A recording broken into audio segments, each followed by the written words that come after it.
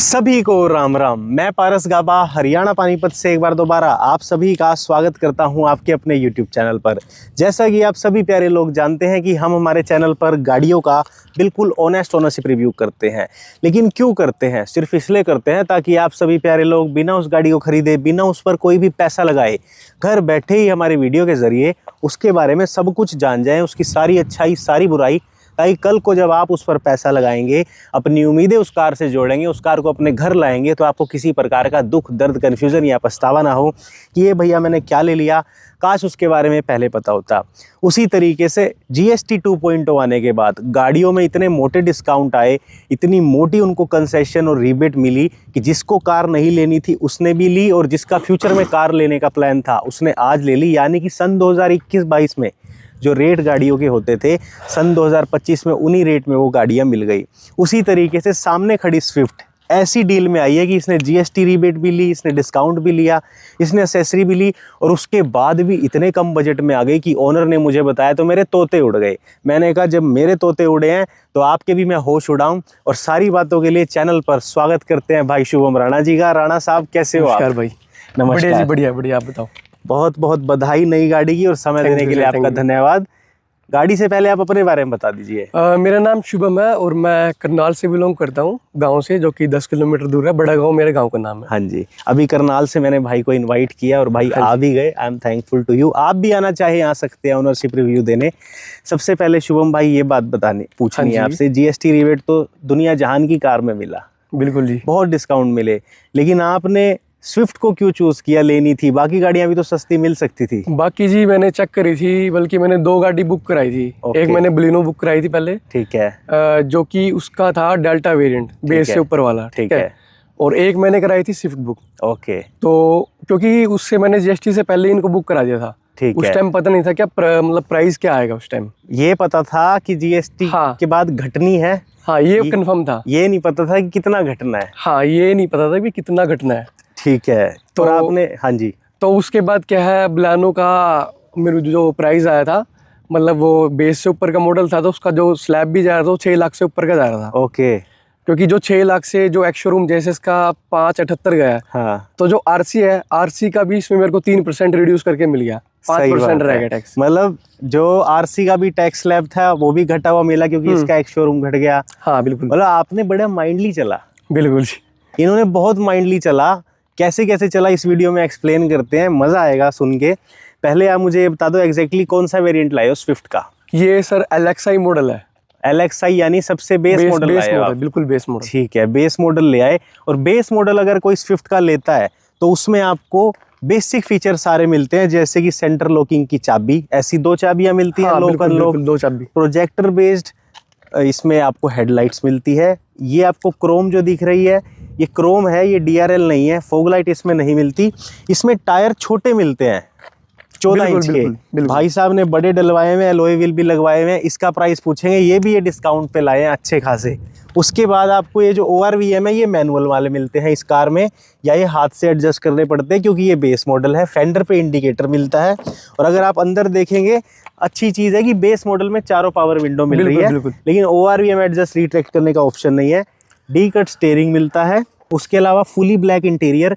AC की एक इसमें खास बात है, AC अगर आप देखोगे, ये आपको शक्ल लगती है कि ऑटोमेटिक जैसा है, बट ये उसी डिज़ाइन में मैनुअल AC है, but it looks very good. Music system जो आप देख रहे हो, ये भी भाई ने एक्सेसरी में या जुगाड़ से बाहर से लगवाया है, वहाँ से नहीं लिया। काट पीटी अगर आप स्विफ्ट लेते हो तो आपको सेंटर लॉकिंग और चारों पावर विंडो मिल जाती है बेस मॉडल में। आपने VXI मॉडल इसका क्यों नहीं लिया? उसमें तो सारी चीजें मिलती का है। रीजन यही था, जो एक तो उसका एक्स शोरूम 6 से ऊपर जा रहा था स्लैब से, तो RC का रेट भी बढ़ गया। RC का रेट बढ़ गया, क्योंकि इसका जो है पहले 55,000 की इसकी RC बनती थी। हाँ, वो सीधा 3% ड्रॉप आके लगा लो, सिर्फ 30-32 हज़ार रुपए की RC रहेगी इसकी। अरे वाह, मौज कर दी। वैगनआर के भाव में स्विफ्ट उठा रहे हो। अब मेरे को एग्जैक्ट बताओ, ये कार आप कितने लाख की ऑन रोड लाए हो? इसमें अभी एक्सेसरी कुछ नहीं जोड़ना? ये मुझे जो ऑन रोड पड़ी है, ये पड़ी है एग्जैक्ट 578 की। 5,78,000 में स्विफ्ट कार घर पे आई है। ये भाई आज से 1 साल बाद इसको चला के भी बेचेगा ना तो भी ये 5,78 की बिक जाएगी, या शायद 2-4 हज़ार ऊपर ही ना रह जाए। अब इसको ब्रेक डाउन करते हैं।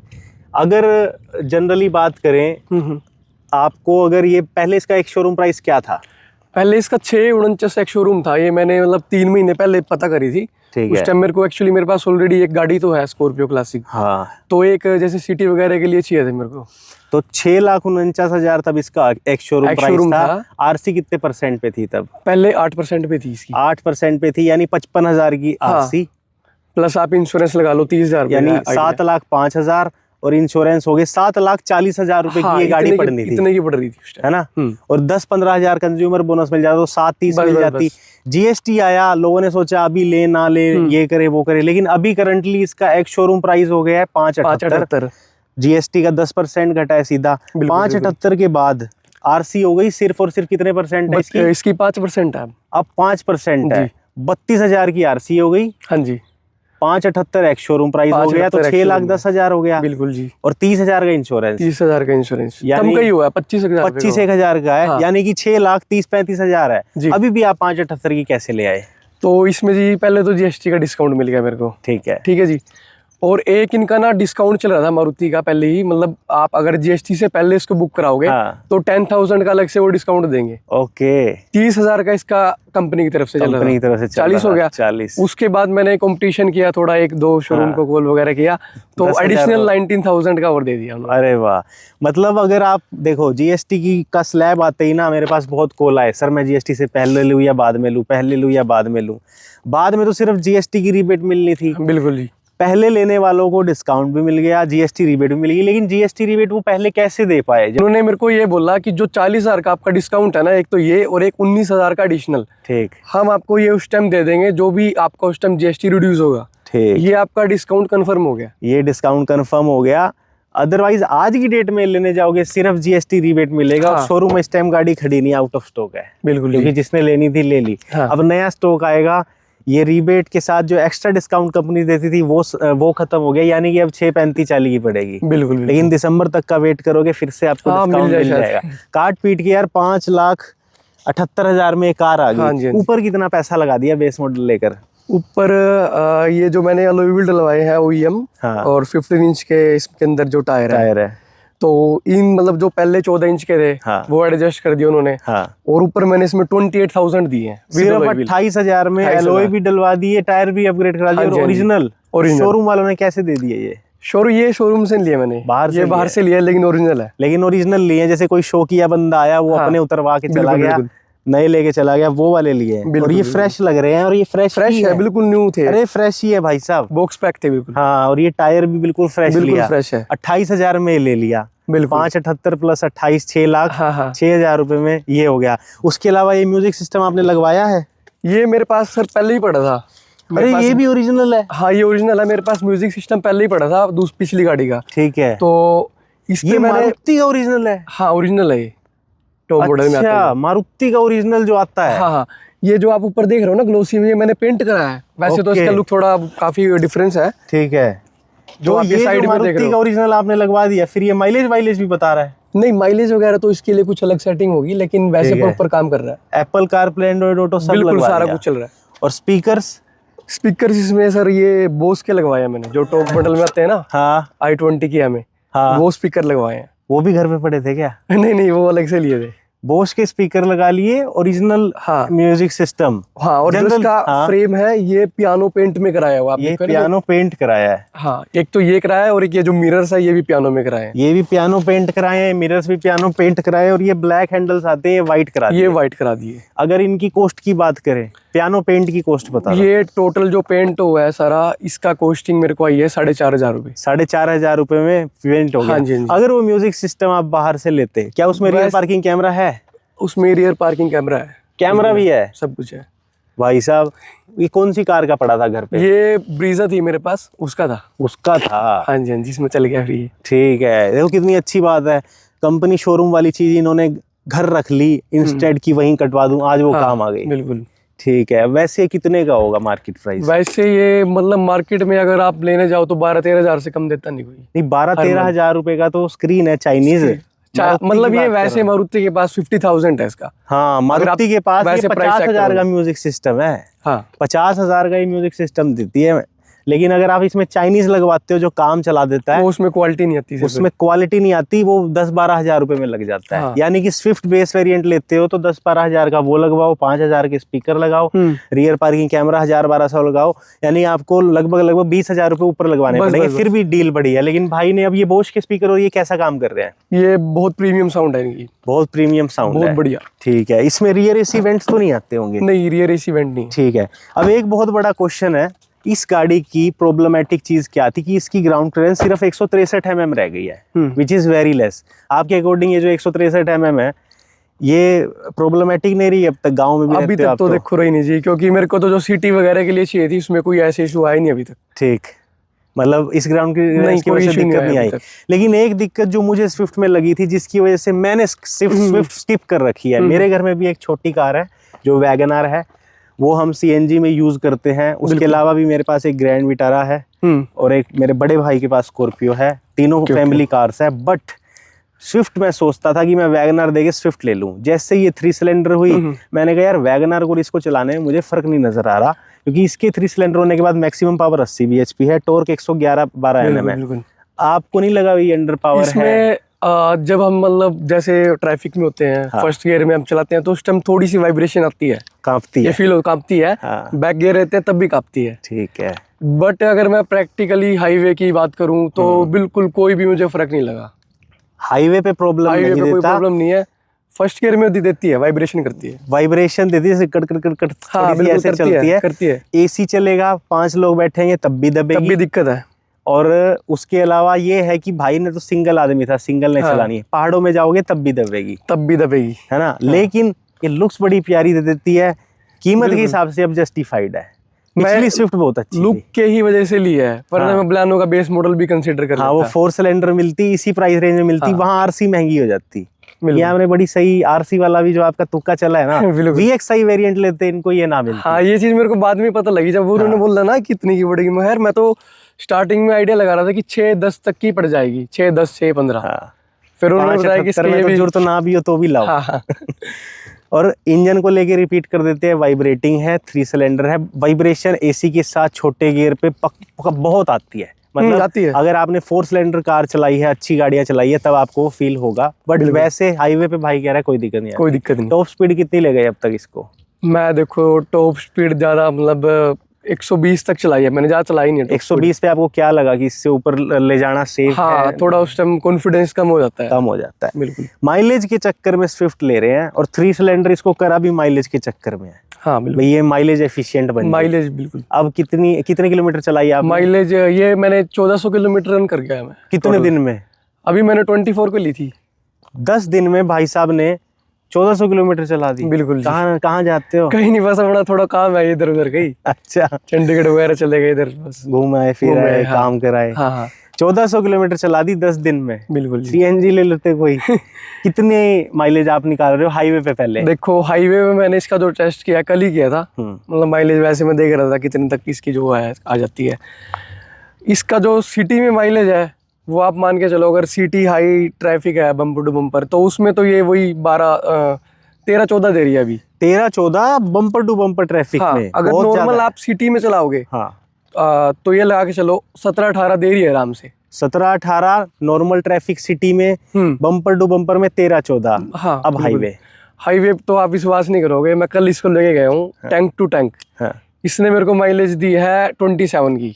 27 किलोमीटर पर लीटर का माइलेज इस गाड़ी ने हाईवे पे भाई साहब को दे दिया। 80-90 की स्पीड थी, पूरा प्रॉपर हाईवे था। मैं जीरकपुर तक गया था। ठीक है। और 80-90 की स्पीड थी, बस इतने में बंदा बन के गाड़ी चलाओगे, बस 25 प्लस का माइलेज पाओगे बिल्कुल आराम से। सिटी में वैसे आपको ये है कि भाई 13-14 बम्पर टू बम्पर तो कम ही आई। नहीं, फिर भी बहुत है बम्पर टू बम्पर में। और एक रीजन और भी है ना, अभी तो ये चली थोड़ा, अभी और इंजन इसका अडॉप्ट होगा तो और बढ़ेगी। इसमें जो हेडलाइट मिलती है, हाँ जी, ये वर्थ इट थी। प्रोजेक्टर तो दे दिए, पहले सिंपल बल्ब आते थे, हेलोजन बेस्ड है, पहले से इसको अपग्रेड कराना पड़ा या ये डाउन थी? सेम वही है जो इसके साथ आती है ना, सेम हेडलाइट वही है। आपका काम चल रहा है हाईवे में? काम चल रहा है, इम्प्रूवमेंट है पहले वाली स्विफ्ट से इम्प्रूवमेंट है। आपको लगता है अपग्रेड करानी पड़ेगी? मैं सोच रहा हूँ, जैसे अभी आगे पर है ना, आगे जैसे मौसम चेंज हो गया तो उसमें व्हाइट की भी जरूरत नहीं है। भाई हम गाँव में रहते हैं, व्हाइट LED शौक के चक्कर में हम लगा नहीं पाते, क्योंकि फॉग डबल हो जाती है। बढ़िया बढ़िया बढ़िया। सस्पेंशन को लेके अभी तक कुछ फील किया इसका, कैसा है कैसा नहीं? सस्पेंशन इसका ओके ओके है, मतलब थोड़ा स्टिफ है। मैंने जैसे बिलानो का टेस्ट ड्राइव लिया था, हाँ, तो उसका थोड़ा स्मूथ था, उसकी ड्राइव थी। इसका थोड़ा सा स्टिफ है। ओके। ब्रेकिंग को लेके क्या कॉन्फिडेंस है? फ्रंट डिस्क है, रियर ड्रम है, ब्रेकिंग ठीक है इसकी, मतलब मैं ये नहीं कहूँगी ज्यादा बढ़िया है, पर ये ठीक है, ओके है। ठीक है, ओके है। पैसों के हिसाब से आज की डेट में हर चीज जस्टिफाइड है। बिल्कुल बिल्कुल। 6 एयरबैग देती है अब ये गाड़ी। हाँ बिल्कुल, 6 एयरबैग एक सेफ्टी कंसेप्ट है, लेकिन बिल्ड क्वालिटी को लेके आप क्या कहना चाहते हो? बिल्ड क्वालिटी अभी इम्प्रूव हुई है इस गाड़ी? हुई है इम्प्रूव, 10-20 किलो शायद इसका वजन बढ़ा है अभी। ठीक है, जो मारुति क्लेम करती है। ठीक है, बाकी ठीक है पहले से, तो पहले से ठीक है। हाँ। और 6 एयरबैग है, थोड़े से चीजें इम्प्रूव हुई है, लेकिन हमसे क्यों कहलवा रहे हो? जो सच्ची बात है वो ये है कि इसकी build quality as compare to Tata, Hyundai, बहुत फर्क है भाई, इसमें थोड़ी डाउन आती है। हाँ। बाकी आपको लगा कि भाई इसकी प्लास्टिक वगैरह में टेथरिंग नेटलिंग के नॉइसेस क्रिएट होते हैं? अभी जैसे मैं पहले वाली स्विफ्ट चला के देखी थी, तो उसके अंदर ना कैबिन नॉइस काफी ज्यादा थी। हाँ, इसमें वो बिल्कुल नहीं है, कैबिन इसमें वो बिल्कुल नहीं है, बहुत कम है पहले। ठीक है। आपको क्या लगता है कितनी 4 लोगों के लिए ज्यादा कंफर्टेबल है या 5 भी सही बैठ जाते हैं? नहीं, 4 सिर्फ, 4 सिर्फ ज्यादा कंफर्टेबल नहीं है। ठीक है। और कितनी हाइट तक का? 6 फुट तक का आसान से? मेरी हाइट देख लो 6 फुट 1 इंच है, मेरे को कोई इशू नहीं है इसके अंदर, है ना। और आपको यहाँ पे लेग रूम भी सही मिल रहा है। 6 फुट के हिसाब से अगली सीट सेट है, 4 लोग बड़े कंफर्टेबली बैठ सकते हैं, 5वां भी एडजस्ट कर लेगा। बेस मॉडल है तो पार्शियल ट्रे इसमें नहीं आती यहाँ पे, लेकिन आपको रियर से लाइट्स बड़ी प्यारी मिलती है। बिल्कुल, मतलब दिस इज वर्थ इट। ये देखो आप पीछे से, यहाँ पे आपको 290-95 लीटर का बूट स्पेस मिलता है, विच इज़ इनफ, लेकिन पार्शियल ट्रे नहीं मिलती। बेंच सीट है, मतलब एक ही बार फोल्ड होएगी, स्प्लिट में फोल्ड नहीं होएगी। एसी को लेके क्या फील किया भाई साहब? एसी में कोई इशू नहीं है, परफेक्ट है, परफेक्ट है एसी। और मुझे अच्छा लगता है, स्मार्ट सा एसी है इसका। स्टीयरिंग फीडबैक आपके हिसाब से आपका क्या है? स्टीयरिंग में मेरे को तो अभी तक कोई इशू लगा नहीं। इस कार के हिसाब से स्टीयरिंग सही है, हाईवे पे सही वेट पकड़ लेता है ना, ताकि प्रॉब्लम ना हो। कोई इशू नहीं आया मुझे। ठीक ठीक। देखो इसमें हम पता क्या कह रहे थे कि जैसे ये कार है, ये कार का मैंने क्लच दबा रखा है, ठीक है। रिफाइनमेंट को लेके इतना इशू नहीं है, जब कैबिन बंद हो ऐसा कोई शोर नहीं मचाती, क्योंकि ये पेट्रोल कार है। लेकिन क्या इशू है? सिर्फ एक इशू है, ये गियर लगाया और ये चला रहा हूँ ना, तो ये वाइब्रेट करेगी कि थोड़ा सा आपको देखो, जैसे कंपन सी आती है, पूरी कार में एक कंपन सी आती है, वो एक इशू है। अदर देन वो उसकी भी आदत पड़ जाती है, आपको थोड़ा ज़्यादा एक्सीलरेट करना पड़ता है। अदर देन दैट हर चीज़ बढ़िया है। अब भाई से फाइनल बात करते हैं, लेकिन वो फाइनल बात करने से पहले जाओ चैनल को सब्सक्राइब करो, भाई को कॉन्ग्रेचुलेट करो, इन्होंने नई गाड़ी ली। और आपको वीडियो में जो भी बात अच्छी लगी हो वो कमेंट करो, पूछो, और आपस में एक दूसरे को आंसर्स दो, हेल्प करो भाई एक दूसरे की। और आप भी भाई की तरह ओनरशिप रिव्यू और एक्सपीरियंस शेयर करना चाहते हैं तो हमारे डिस्क्रिप्शन में कॉन्टैक्ट है, व्हाट्सएप है, वहाँ से हमें रीच करो। हम आपके साथ वीडियो शूट करेंगे जैसे भाई जी के साथ कर रहे हैं, और हमें भी अच्छा लगेगा, लोगों को भी अच्छा लगेगा, और आपको भी अच्छा लगेगा, मेरा वादा है। तो भाई जी आ जाओ, फाइनल बात करते हैं। तो इतनी सारी अंदर की और बाहर की बातें करने के बाद अब राणा साहब से फाइनल बात पूछते हैं कि स्विफ्ट को लेकर सुखी हो या दुखी, सज़ा मिली या मज़ा, एक कंक्लूजन देना है फटाफट कि क्या अच्छा क्या बुरा, ताकि सबको एक मज़ा आ जाए सुन के। मतलब देखो जी, जैसी मैं सोच रहा था कार लेने की, जो मेरी एक्सपेक्टेशन थी वो इसमें सारी पूरी कंप्लीट हो गई हैं। मतलब सिटी में मेरे को चाहिए थी, जैसे पहले जो गाड़ी थी वो मोड़ने तोड़ने में दिक्कत आती थी, मतलब ट्रैफिक में। इसमें ऐसा कोई इशू नहीं है। और अपना थोड़ा सा जो इशू था सिर्फ वो वाइब्रेशन का ही है, इसमें थोड़ा सा है दिक्कत। बाकी वे माइलेज वगैरह की तरफ से कोई इशू नहीं है। इसकी जो राइड क्वालिटी है वो बिल्कुल बढ़िया है। और सबसे मेन बात है, इस प्राइस में और क्या लोगे? इस प्राइस में और क्या लोगे? इसमें मैं अपना एक ऐड ऑन कर देता हूँ। बड़ी अच्छी कार है, बड़ी अच्छी रीसेल वैल्यू है, सर्विस कॉस्ट काफ़ी सस्ती है। 3000 रुपये से 5000 रुपये में इसकी मेजर माइनर सर्विस हो जाती है। और स्पेयर पार्ट भी काफ़ी सस्ता है, और कभी ख़राब होती है तो आपका नुक्कड़ वाला भी ठीक कर देता है। दिक्कत है तो क्या है? Build quality. मिडिल क्लास की हर चीज़ में मारुति फिट होती है, बिल्ड क्वालिटी को छोड़ के। Day by day Maruti victorious desire ये आई है, और उनकी सेफ्टी रेटिंग, बिल्ड क्वालिटी या जो भी बोलो, वहाँ पे भी 5 स्टार रेटिंग वो ले रही है। शायद Maruti day by day in चीज़ों में इम्प्रूव कर रही है, और हम चाहते हैं कि और भी करे, छोटी गाड़ियों में भी करे, ताकि हमारा भी ध्यान रहे। थैंक यू ब्रदर, मज़ा आ गया। आपको नई गाड़ी की बधाई, आपकी बहुत अच्छी चले। भाई साहब के पास स्कॉर्पियो क्लासिक भी है, आप चाहते हो सेम भाई से हम स्कॉर्पियो क्लासिक का भी रिव्यू लें तो आप कमेंट करके हमें ज़रूर बताएं। और आप सभी का धन्यवाद जिन्होंने वीडियो को एंड तक देखा। फिर से रिपीट करता हूं, अपना ओनरशिप रिव्यू देने के लिए डिस्क्रिप्शन में हमें कॉन्टैक्ट से रीच करें।